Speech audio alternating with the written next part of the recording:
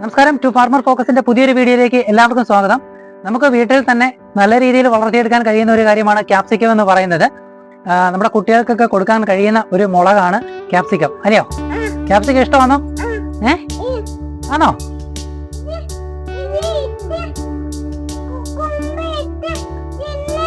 Cucumber ഇട്ട് തിന്നണോ? നമുക്ക് തിന്നാം. അപ്പോൾ ക്യാപ്സിക്കം നമുക്ക് വീട്ടിൽ തന്നെ കൃഷി ചെയ്യാനായിട്ട് പറ്റും. ഇത് ഞാനാണെങ്കിൽ കടയിൽ നിന്ന് വാങ്ങിയ ക്യാപ്സിക്കത്തിൽ നിന്നും എടുത്ത വിത്തുകൾ ശേഖരിച്ച് പാകി കിളിപ്പിച്ച ക്യാപ്സിക്കമാണ് വീട്ടിൽ പിടിച്ചിരിക്കുന്നത്. ഒരു പരീക്ഷണാടിസ്ഥാനത്തിൽ വെച്ചത് നന്നായിട്ട് തന്നെ പിടിച്ചിട്ടുണ്ട്. അപ്പോൾ ഞാൻ എങ്ങനെയാണ് ക്യാപ്സിക്കം കൃഷി ചെയ്തതെന്നാണ് ഈ വീഡിയോയിലൂടെ കാണിച്ചു തരുന്നത്. നിങ്ങൾ ആദ്യമായിട്ടാണ് ഈ ചാനലിലെ വീഡിയോ കാണുന്നുണ്ടെങ്കിൽ ദയവായി ചാനൽ ഒന്ന് സബ്സ്ക്രൈബ് ചെയ്യുക. അതേപോലെ തന്നെ സ്കിപ്പ് ചെയ്യാതെ വീഡിയോ ഫുള്ളായിട്ട് കാണാൻ ശ്രമിക്കുക. അത്യാവശ്യം നല്ല മൂപ്പെത്തിയ ഒരു ക്യാപ്സിക്കം തന്നെ നമ്മൾ സെലക്ട് ചെയ്യുക. അതിനുശേഷം അതിനകത്ത് നിന്ന് നമുക്ക് വിത്തുകൾ ശേഖരിച്ച് ഉണക്കി എടുക്കാവുന്നതാണ്. അപ്പോൾ അങ്ങനെ എടുത്ത വിത്തുകളാണെന്നുണ്ടെങ്കിൽ നമ്മൾ എല്ലാ വിത്തുകളും അതിനകത്ത് നമ്മൾ പാകി കഴിഞ്ഞാൽ കിളിക്കണമെന്നില്ല. ക്യാപ്സിക്കത്തിൻ്റെ വിത്തുകൾ കിളിപ്പിക്കുന്നതിന് വേണ്ടിയിട്ട് നമ്മൾ പാകിയ ശേഷം നമ്മൾ പാകിയ പാത്രം ഒരു ചെറിയ ഏതെങ്കിലും കണ്ടെയ്നറിനകത്തായിരിക്കും നമ്മൾ പാകുന്നത്. അപ്പോൾ ഈ പാകിയത് നമ്മളൊരു പ്ലാസ്റ്റിക് കവർ കൊണ്ട് നന്നായിട്ട് മൂടി വയ്ക്കുക. 24 മണിക്കൂർ നമ്മൾ മൂടി വെച്ചതിന് ശേഷം നമ്മൾ എടുത്തു കഴിഞ്ഞാൽ ചെറുതായിട്ട് മുള വന്നിട്ടുണ്ടാവും.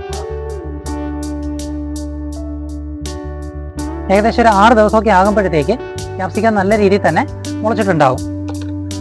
ഒരു 20 ദിവസം പ്രായമാകുമ്പോഴത്തേക്ക് തൈകൾ മാറ്റി നടാവുന്നതാണ്. ഗ്രോ ബാഗിൽ നടുന്ന സമയത്ത് ചാണകപ്പൊടിയാണ് നമ്മൾ അടിവളമായിട്ട് കൊടുത്തിരിക്കുന്നത്. ചാണകപ്പൊടിയും അതേപോലെ തന്നെ ചകിരിച്ചോറും മണ്ണും 1:1:1 എന്നുള്ള കണക്കിൽ ഗ്രോ ബാഗ് നിറച്ചതിന് ശേഷം അതിലേക്ക് നമ്മൾ ഈ ക്യാപ്സിക്കത്തിൻ്റെ തൈകൾ നടുകയാണ് ചെയ്തത്. തൈകൾ നട്ട് കഴിയുമ്പോൾ നമ്മൾ നല്ല രീതിയിൽ തന്നെ ശ്രദ്ധ കൊടുക്കണം. വലുതായിട്ട് മഴയോ അതേപോലെ തന്നെ അധികം വെയിലോ ഉള്ള സ്ഥലത്ത് നമ്മൾ നടാനായിട്ട് പാടില്ല. നട്ട് 20 ദിവസം കഴിഞ്ഞപ്പോഴാണ് ആദ്യത്തെ വളപ്രയോഗം ചെയ്തത്. ചാണകം പുളിപ്പിച്ച് ഒഴിച്ചു കൊടുക്കുകയാണ് ചെയ്തത്. അതിനുശേഷം നല്ല രീതിയിലൊരു വളർച്ച ഉണ്ടാകുന്നത്. ഏകദേശം 40 ദിവസമൊക്കെ ആകുമ്പോഴത്തേക്ക് തന്നെ ക്യാപ്സിക്കം ചെടികൾ പൂവിടാനായിട്ട് തുടങ്ങുകയും അതേപോലെ തന്നെ ചെറിയ കായ്കൾ വന്നു തുടങ്ങുകയും ചെയ്യും. ക്യാപ്സിക്കത്തിന് പ്രധാനമായിട്ടും 2 രോഗങ്ങളാണ് കണ്ടുവരുന്നത്. ഒന്ന്, ആയിരിക്കുന്ന പൂവുകളൊക്കെയും കൊഴിഞ്ഞു പോകുന്നു, കായ്കളാവാതെ പൊഴിഞ്ഞു പോകുന്നു. അടുത്തതെന്ന് പറഞ്ഞാൽ മുരടിപ്പ്. മുളക് ചെടിക്ക് സാധാരണയായിട്ട് ഉണ്ടായി വരുന്ന കേടാണ് മുരടിപ്പ് എന്ന് പറയുന്നത്. അപ്പോൾ ഇതിന് രണ്ടിനും നമുക്ക് പരിഹാരം കണ്ടെത്താനായിട്ട് പറ്റും. ചെടി നന്നായിട്ട് വളരുന്നതിന് വേണ്ടിയിട്ട് നമുക്ക് നൈട്രജൻ അടങ്ങിയ വളങ്ങൾ ഇട്ട് കൊടുക്കാവുന്നതാണ്. അതേപോലെ തന്നെ ചാണകപ്പൊടിയൊക്കെ നമുക്ക് നല്ല രീതിയിൽ തന്നെ ഇട്ട് കൊടുക്കാവുന്നതാണ്.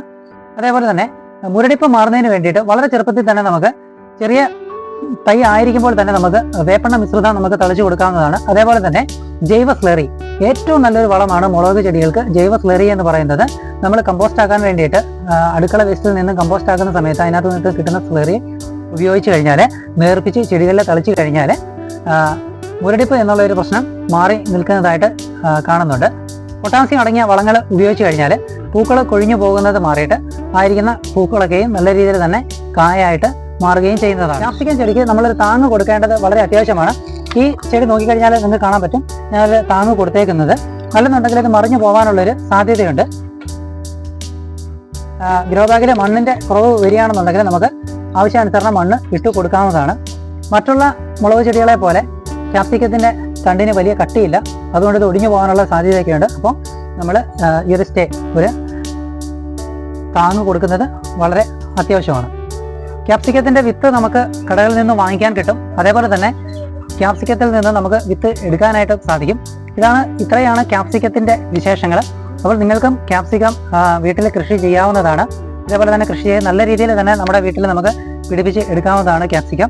ഇനി ഞാനാണെന്നുണ്ടെങ്കിൽ ഞാൻ നട്ടേക്കുന്ന കുറച്ച് പയറ് ചെടിക്കകത്ത് കുറച്ച് കീടബാധ ഉണ്ടായിട്ടുണ്ട്. അപ്പോൾ അത് മാറ്റുന്നതിന് വേണ്ടിയിട്ട് എന്താ ചെയ്യുന്നതെന്ന് കാണിച്ചു തരാം.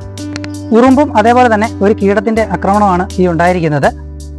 ചെടി അങ്ങ് മുരടിച്ചു പോകുന്നൊരു അവസ്ഥയിലേക്ക് എത്തും ഈ ഒരു കീടത്തിൻ്റെ ആക്രമണം ഉണ്ടായി കഴിഞ്ഞാൽ. ഇതിനകത്ത് അധികം കായ്കളൊന്നും ഉണ്ടാകത്തില്ല, പയർ അധികമൊന്നും പിടിക്കത്തില്ല. അതേപോലെ തന്നെ ചെടിയുടെ ആരോഗ്യത്തെ നല്ല രീതിയിൽ തന്നെ ബാധിക്കുന്നതാണ് ഈ ഒരു കീടത്തിൻ്റെ ആക്രമണം. അത് ഈ ഒരു സ്ഥലത്ത് മാത്രമല്ല, ഓക്കെ, കഴിഞ്ഞ ദിവസം അത് ഞാൻ കണ്ടെത്തിയതാണ്. കണ്ടോ, ഈ ഒരു സ്ഥലത്ത് ഇതെന്തോ ഒരു ജീവി, ഒരു ഫംഗസാണ്. ഈ സ്ഥലത്ത് കൂടുതലായിട്ടും ഈ പൂക്കൾ ഉണ്ടായി വരുന്ന ഒരു സ്ഥലത്താണ് ഈ ഒരു ആക്രമണം ഉണ്ടാകുന്നത്. കൂടുതലും നന്നായിട്ട് പൂക്കളൊക്കെ പൂത്ത് കായ്കളൊക്കെ ആയി വരുന്നൊരു സമയമായത്. ആ ഒരു സമയത്താണ് ഇതിനകത്ത് ഈ ഒരു ആക്രമണം ഉണ്ടായിരിക്കുന്നത്. അപ്പോൾ നമുക്കിത് പരിഹരിക്കണം. ഇത് പരിഹരിച്ചില്ലെന്നുണ്ടെങ്കിൽ നമ്മുടെ ചെടിയുടെ ആരോഗ്യത്തെ ഇത് ബാധിക്കുന്നതാണ്. അപ്പോൾ ഇത് പരിഹരിക്കുന്നതിന് വേണ്ടിയിട്ട് 1 ലിറ്റർ വെള്ളത്തിൽ 5 മില്ലി വേപ്പെണ്ണയും അതേപോലെ തന്നെ 5 ഗ്രാം സോപ്പും 1 ടീസ്പൂൺ സോഡാപ്പൊടിയും നമ്മൾ ചേർത്ത് നന്നായിട്ട് മിക്സ് ചെയ്ത് ഇതിനെ തളിച്ചു കഴിഞ്ഞാൽ ഇത് നശിച്ചു പോകുന്നതാണ്. അപ്പോൾ അങ്ങനെ ചെയ്തെടുത്ത ലായനിയായത് ഇത് നമുക്കിതിനെ സ്പ്രേ ചെയ്ത് കൊടുക്കാം. അപ്പോൾ നമ്മളൊരു കാര്യം പ്രത്യേകമായിട്ട് ശ്രദ്ധിക്കേണ്ടതെന്ന് പറഞ്ഞാൽ ഇത് ഒരു ദിവസം അടിച്ചിട്ടത് പോയില്ലെന്നുണ്ടെങ്കിൽ വീണ്ടും ഒരു 2-3 ദിവസം കഴിയുമ്പോൾ വീണ്ടും ഇത് നമുക്ക് സ്പ്രേ ചെയ്ത് കൊടുക്കാവുന്നതാണ്. അപ്പോൾ അങ്ങനെ ചെയ്ത് കഴിഞ്ഞാൽ ഇത് വരത്തില്ല. ഈ ഒരു വേപ്പെണ്ണയുടെ ഒരു സ്മെല്ലൊക്കെ ഉണ്ടെങ്കിൽ അധികം ഉറുമ്പ് ഇതിനകത്തോട്ട് അടുക്കത്തില്ല. അപ്പോൾ ആ ഒരു ലായനിയാണ് നമ്മൾ ഇതിനകത്തോട്ട് സ്പ്രേ ചെയ്ത് കൊടുക്കുന്നത്. അപ്പോൾ നമുക്ക് എല്ലാ സ്ഥലത്തും നല്ല രീതിയിൽ നനയുന്ന രീതിയിൽ തന്നെ നമുക്കിത് തളിച്ചു കൊടുക്കാം. ജൈവ രീതിയിൽ തന്നെ നിയന്ത്രിക്കാനായിട്ട് പറ്റുന്ന ഒരു കീടങ്ങളുടെ ആക്രമണമാണ് ഈ സംഭവിച്ചേക്കുന്നത്. നമ്മളിതിനെ സംരക്ഷിച്ചില്ല എന്നുണ്ടെങ്കിൽ ഇതിനകത്ത് അധികം കായ്കളൊന്നും ഉണ്ടാവത്തില്ല. അതുകൊണ്ട് ഇതിനകത്ത് ഇവിടെ പയർ പിടിച്ചു തുടങ്ങി, ഓൾറെഡി പയർ പിടിച്ചു തുടങ്ങിയിട്ടുണ്ട്. അപ്പോഴും ഇതിനകത്ത് കീടത്തിൻ്റെ ആക്രമണം ഉണ്ടാകുന്നുണ്ട്, ഒരു സൈഡിൽ നിന്ന് കീടത്തിൻ്റെ ആക്രമണം ഉണ്ടാകുന്നുണ്ട്. അതേപോലെ തന്നെ ഈ പയറിനകത്ത് ആക്രമണമുണ്ട്, ഉറുമ്പ് ശല്യമുണ്ട്. ഇത് നമുക്ക് അടിച്ചു കൊടുക്കാവുന്നതാണ്. അപ്പോൾ എല്ലാ സ്ഥലത്തും ഈ കീടങ്ങളുള്ള എല്ലാ സ്ഥലത്തും ഇത് നമുക്ക് അടിച്ച് കൊടുക്കാവുന്നതാണ്. അപ്പോൾ ഒരു കാര്യം നമ്മൾ നോക്കേണ്ടത്, ഒരു ദിവസം കൊണ്ട് മാറില്ല എന്നുണ്ടെങ്കിൽ വീണ്ടും 2-3 ദിവസം കഴിയുമ്പോൾ ഒന്നും കൂടെ സ്പ്രേ ചെയ്ത് കൊടുക്കുക. അപ്പോൾ ഇതിനെ നമുക്ക് നല്ല രീതിയിൽ തന്നെ നിയന്ത്രിച്ച് നമ്മുടെ ചെടിയെ നമുക്ക് സംരക്ഷിക്കാനായിട്ട് പറ്റും. എന്താണ് ഈ ഒരു കാര്യം കൂടെ കാണിച്ചേക്കാണ്. ഇത് കണ്ടോ, ഇത് സ്വീറ്റ് കുക്കുംബറാണ് നമ്മുടെ വീട്ടിൽ ഉണ്ടായിരിക്കുന്നത്. നമുക്ക് സലാഡിന് വേണ്ടിയിട്ടും ഉപയോഗിക്കാം, അതേപോലെ തന്നെ നമുക്ക് അല്ലാതെ കഴിക്കാൻ വേണ്ടിയിട്ടും ഉപയോഗിക്കാം. മറ്റ് കുക്കുംബർ പോലെയല്ല, ഇതിനൊരു അല്പം മധുരവും കൂടെ ഉള്ള ഒരു ഇനമായത്. അതാണ് സ്വീറ്റ് കുക്കുംബർ എന്ന് പറയുന്നത്. അപ്പോൾ നിങ്ങൾക്ക് ഈ വീഡിയോ ഇഷ്ടപ്പെട്ടെന്ന് വിചാരിക്കുന്നു. വീണ്ടും ഇതേപോലുള്ളൊരു കൃഷി റിലേറ്റഡ് ആയിട്ടുള്ള വീഡിയോയുമായി നമുക്ക് വീണ്ടും കാണാം. Thank you.